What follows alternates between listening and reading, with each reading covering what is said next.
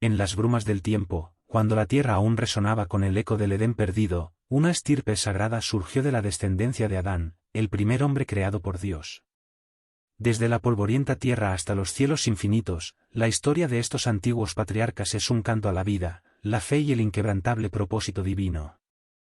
Adán, modelado a imagen y semejanza del Altísimo, había visto la gloria del paraíso y también el peso del destierro. Adán vivió 930 años, en los cuales contempló el crecimiento de la humanidad. Sus días se consumieron como la brisa matutina, y finalmente, su aliento se apagó. Así, el primer hombre volvió al polvo del que había sido formado. Con Eva, su compañera, trajo al mundo hijos e hijas, entre ellos a Set, el heredero escogido para portar la promesa de redención. Set fue el inicio de una estirpe que traería esperanza a la humanidad. Set, el hombre de esperanza, caminó en la senda de su padre, y a la edad de 105 años, engendró a Enos. Con él, la humanidad comenzó a invocar el nombre del Señor. Enos vivió 905 años, y su descendencia se multiplicó, como ríos que fluyen de una misma fuente. Luego vino Cainán, quien nació de Enos a los 90 años. En sus 910 años de vida, la tierra comenzó a poblarse con tribus y clanes. Él engendró a Mahalaleel, y a su vez, a Jared, cada uno extendiendo la vida de la humanidad, cada uno conservando la esperanza en el corazón del mundo. Jared, a la edad de 162 años, engendró a Enoc, un nombre que resonaría en las eras venideras. Enoc era distinto a los demás. Vivió 365 años, un número breve en comparación con sus ancestros, pero no porque la muerte lo alcanzara como a los demás. No, su destino fue otro, uno singular, uno divino. Enoc caminó con Dios. No se limitó a vivir su vida bajo la sombra de lo terrenal, él vivió en comunión con el Altísimo. La tradición dice que predicó la justicia en una era de creciente corrupción, que profetizó sobre el juicio venidero, y que su alma ardía con el fuego celestial.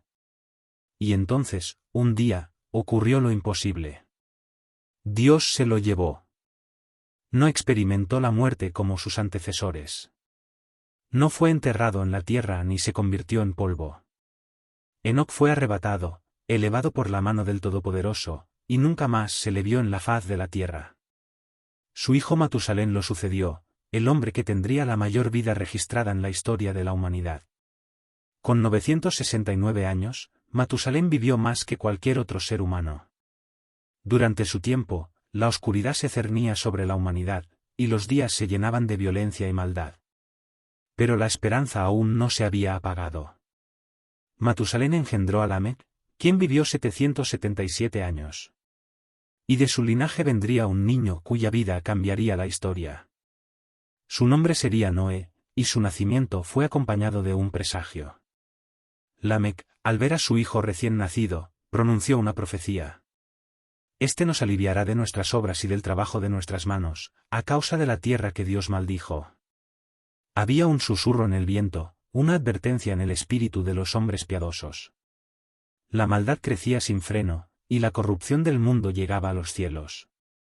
Pero Noé, el último de la estirpe de los justos, traería consuelo y juicio en su tiempo. Así concluye la genealogía de Génesis 5, no como una simple lista de nombres, sino como una crónica de un linaje que portaba la llama de la promesa divina, un hilo dorado en la vasta trama de la historia de la humanidad. Desde Adán hasta Noé, los patriarcas fueron testigos de la gloria de Dios, del peso del pecado y del inminente juicio que se avecinaba.